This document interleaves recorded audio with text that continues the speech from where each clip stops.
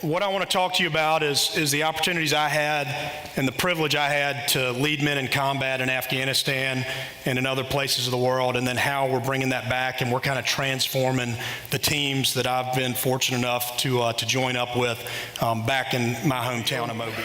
A defining moment in my life was when I went up to college at Hampton-Sydney. Does anybody know where Hampton-Sydney College is? A few of you. Small school up in Southside, Virginia. I went to Hampton-Sydney in my sophomore year is when 9/11 happened.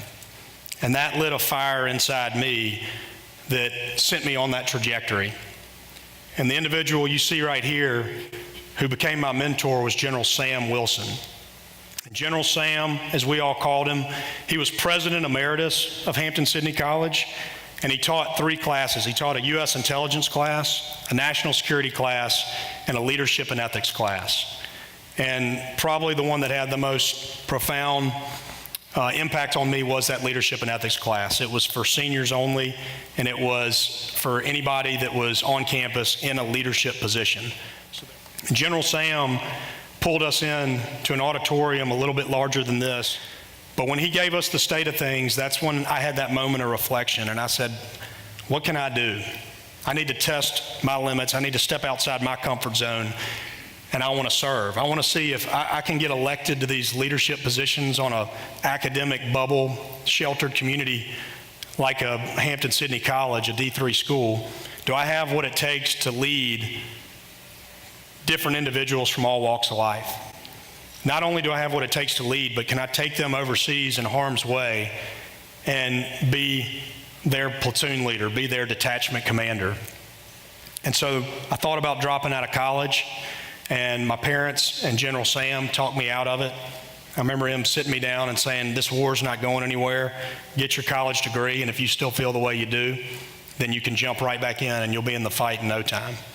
And so I continued to learn from him for the rest of the time I had in college. And the 2 quotes I have up here were really, the first one is what he always impressed upon us. And think about it in your context, in the business sense.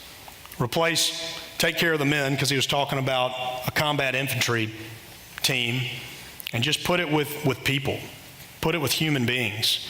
You take care of the people will take care of you. That is about as simple yet as in depth as anything that you'll hear, in my opinion. Because if you take care of those around you and you do more than just scratch the surface, which we'll talk about, then you're going to get that return because they know you care. And caring matters. When I invested in the soldiers that I was fortunate enough to be with, I got that return. It took time, and it's not going to be transactional. It's not going to be overnight. But as a leader, you continue to show up, and you continue to do the right things. And that was one that always stuck with me because I know that's how he lived his life.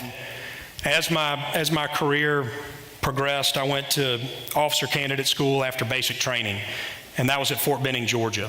And so what you do in the military, for those of you that don't know, is you go to whatever your occupational specialty is. So as an 11 Alpha, as an infantry officer, then I need to go learn more about the officer side of mission planning, of personnel management, of leadership, all those things that they want to teach you. It's another 6 months, and it's a week in the field, being out in the woods, and it's a week back in the classroom. First week was going as well as it could, and we were at the very final point of it, which was the land navigation course. So I've smoked through the first 2 points. I'm on my way to the 3rd point. I'm feeling good. I'm like, I'm gonna get all these before sunrise, and I'm gonna get some sleep because, I'm gonna finish as one of the first ones. And on the way to the 3rd point, we get to a water crossing. I get to a water crossing, and I remember looking, and I see a bunch of red lens flashlights kind of all around me, probably about 15 of them. And so what do? I pull out my red lens flashlight and I lean up against a tree and I have my map and I kind of cut it on and say, one, where did this water, I didn't see this swamp on the map. And 2, how am I going to get around it? And then replot my point so I can continue to that point. And after about 10 seconds with my red lens on, right before I cut it off, I heard, "Ranger, freeze." And there was a ranger instructor with night vision goggles that was watching all of us.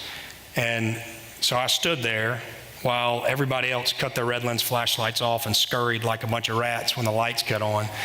And he came right up to me and he grabbed my scorecard and he took it and he wrote SOR on it, which stood for Serious Observation Report.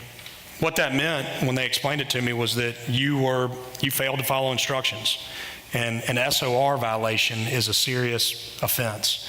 And you actually can get kicked out of the program, never to return, or you can be a day one recycle, meaning you got to start all the way back over.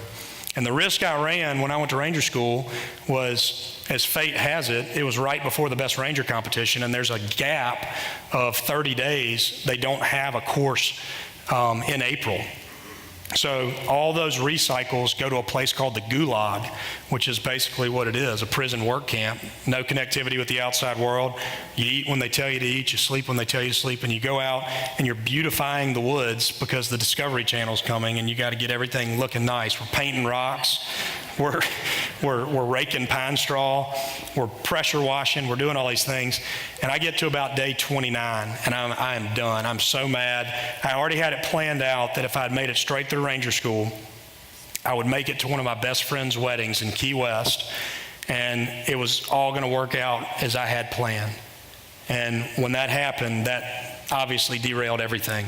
So day 29 of being in the Gulag, I say, I'm going to go throw it in. I'm going to go tell the colonel he can take his Ranger tab and shove it. I'll come back when I want to, and Johnny shows up out there. And the first thing Johnny said to me is he said, you're not going to quit, and let me tell you why. Because there's guys with tabs and there's guys with stories. And the stories are the excuses for why they never finished. And you don't want to be that guy. That was the last time I ever saw Johnny. Johnny was killed in Baghdad about 6 months later. And so that was another one of those very real moments that I reflect on. And it happened after I graduated Ranger School. I did do what he told me to, and I stayed in. And I used the things that he told me, and the realization that leadership was not easy is my every time something's going on, stop and think and be intentional about what you're about to do, because it's those choices that are going to define who you become and what you're able to achieve. When you've got your purpose and values, you've got your passions, and you've got your strengths, your competencies, and those begin to overlap, that was our battle rhythm. We call it flow for us in the workplace, but it's an extension of one another, because that very important instrument of communication is right there at the front and center, and how you do it. And this quote, one's philosophy is not best expressed in words, it's expressed in the choices one makes. In the long run, we shape our lives and we shape ourselves. The process never ends until we die.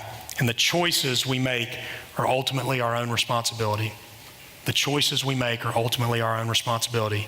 You heard the choices I made in Ranger School. I could have let that define me and gone on to live a life of excuse, or I could take a step back and get back in the fight. I really appreciate y'all having me today.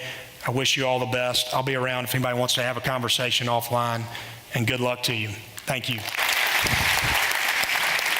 Thank you very much. Wow. I don't know about you, but I feel very, very humble and certainly inspired.